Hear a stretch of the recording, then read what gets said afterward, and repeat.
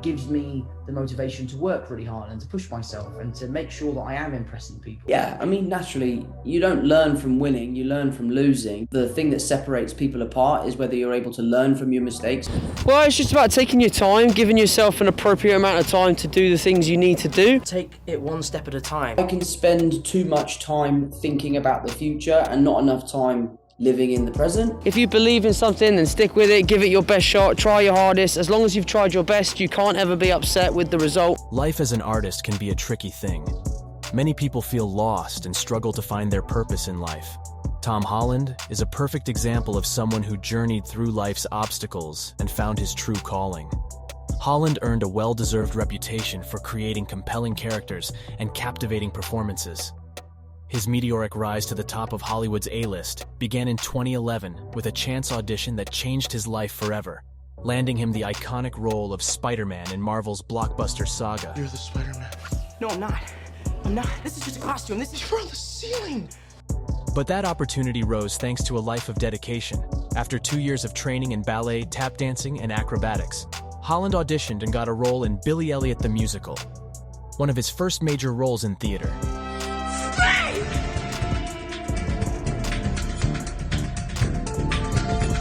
One of the amazing things about being an actor and working in movies is that you get to learn a new skill. He later decided to leave the theater in 2010 and auditioned for acting roles, and eventually got to star in The Impossible alongside Naomi Watts in 2012.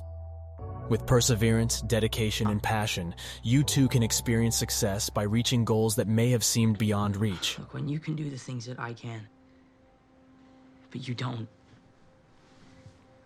and then the bad things happen, they happen because of you.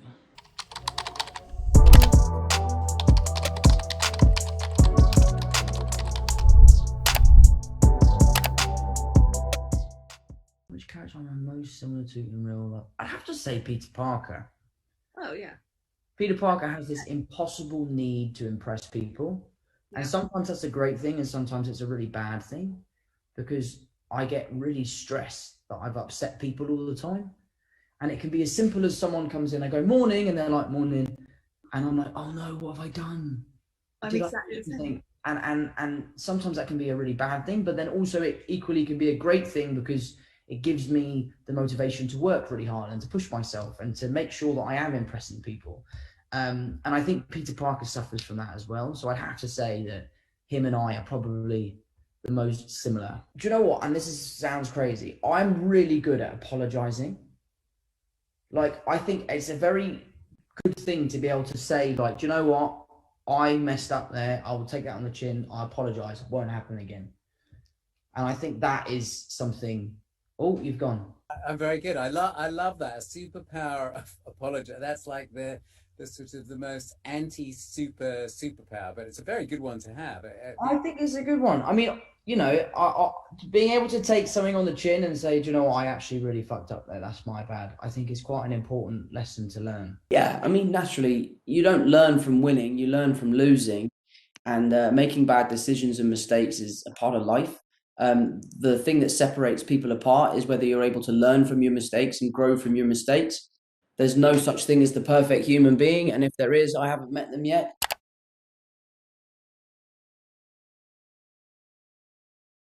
Well, it's just about taking your time, giving yourself an appropriate amount of time to do the things you need to do. You know, the better prepared you are for anything, the more you'll be able to do and accomplish things that are fantastic. Chris Hemsworth gave me some really good advice after we shot Heart of the Sea, and then once I got cast, he sent me a really lovely email about just make sure you keep your feet on the ground and you don't let this affect you. You keep your family and your friends close, and that's exactly what I've done. I've brought my best friend with me as my assistant. Is that the one taking the photos of you? I saw in a white t-shirt. That is him. That is Harrison. He's my best friend. He's come as like my assistant, but really he's just my best buddy, enjoying the ride. Don't tell Marvel. But yeah, no, it's great. But then Robert gave me some very sound advice when I did my screen test. Obviously, as you can imagine, I was pretty terrified. And he came up to me and said, look, I felt exactly the same as you did when I did my test for Iron Man, but just relax, let your body take over, and if it's meant to be, it'll happen.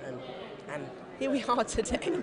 But I think the important thing is just to take it one step at a time. I think if you rush into fame, then that's where it can be really affecting. And if you take it for granted, it can be really affecting. But I love this job and I love working so much that I think I'll continue to work and won't sort of acknowledge the fame side of things really, and just enjoy the work and the process. The solidarity that is built on set, the camaraderie between the crew and the cast, and everyone has the same goal in mind. You know, everyone wants to make the film as best as possible. Everyone is working with that in mind. You get to travel the world with people. You know, I'm kind of lucky now that I'm at a stage in my career where it's almost impossible for me to walk onto a film set and not have someone there that I've worked with before. So I'm always catching up with old friends, and, you know, we might find ourselves in Morocco for 6 weeks, and all of a sudden me and my mates are in Morocco and we make movies 5 days a week, and 2 days a week we ride camels around or something. Yeah. So I just love the kind of the lifestyle it brings and the people that I've met. And, you know, I'm going to the pub after this to go meet a bunch of my mates who are all carpenters who worked on Spider-Man 2. So I love the friends and the traveling and just the sense of accomplishment you get when everyone's at the wrap party and having a good time. I think sometimes I can spend too much time thinking about the future and not enough time living in the present. You know, in this business, you're only as good as your last job, and you know, it's quite uncertain as to what you're going to do next because you might not have a job to go to. So I think what I've been trying to do this year is focus on here and now and enjoy the moment, and also recognize that I'm 24, so I've got a long time ahead of me to be telling stories. So no, I mean, there are moments that I waste time when I don't get out of bed and watch TV all day. It's probably a waste of a day, but then again, I have a lot of fun when I do that. So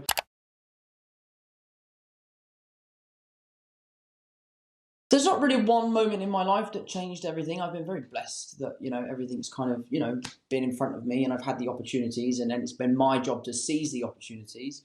So yeah, so I wouldn't say there's one particular moment. And I am a very impulsive person. I'm getting much better at thinking before I say things and thinking before I do things, because I can get myself into trouble. But I'm getting better at that. I always like a challenge, and I almost feel like if it's not a challenge, then you shouldn't really do it because you're not going to learn anything. So I was really excited to portray Thomas, and the script was awesome. I mean, it had everything in it that you look for in a film. One of the amazing things about being an actor and working in movies is that you get to learn a new skill. And then when you do have to learn a new skill, they always get the best teachers and you get the best advice and the best help. So we're very privileged as actors to be given that opportunity. Making sacrifices for your career is always important, but I think that, you know, we should all work to live rather than live to work. So make sure that those sacrifices are worth it. You know, pursuing a career is one thing, but living a happy life is another. So yeah, I mean, it's swings and roundabouts. It's a case by case basis, you know. Some words of motivation. You got to stick to what you're good at. If you believe in something, then stick with it. Give it your best shot. Try your hardest. As long as you've tried your best, you can't ever be upset with the result. So good luck to everyone that's following their dreams, and I hope you have a lovely day. I think the first thing is a challenge. If it's not something that particularly challenges me, then I'm not necessarily interested. I really like working hard and I really like pushing myself. So finding something that can really kind of take me out of my comfort zone. I like characters from places I've never been, because it gives me an excuse to go to these places and experience them and learn about them. I think my view on what my purpose in life changes quite a lot. You know, I love telling stories, and I love that, you know, film can be a form of escapism for people to escape their own lives and live for 2.5 hours in someone else's. I think that's an amazing thing to be able to do. I think during lockdown, entertainment and television shows and films and music has been really helpful to people trying to cope with this horrible thing we're going through. For me, I think my purpose that I've realized recently is more in the sort of charitable domain. The Brothers Trust is a charity that I run with my family, and I've quickly realized that I get more joy from helping other people than I do from making a good film. Because I just think that, you know, I've been given an amazing opportunity to have this platform to stand upon, and I can, you know, make a difference. So for me, I think that's kind of where my purpose lies at the moment. I hope it continues to stay there because it's quite a good one. Yeah, I'd say that's probably where I kind of fall into.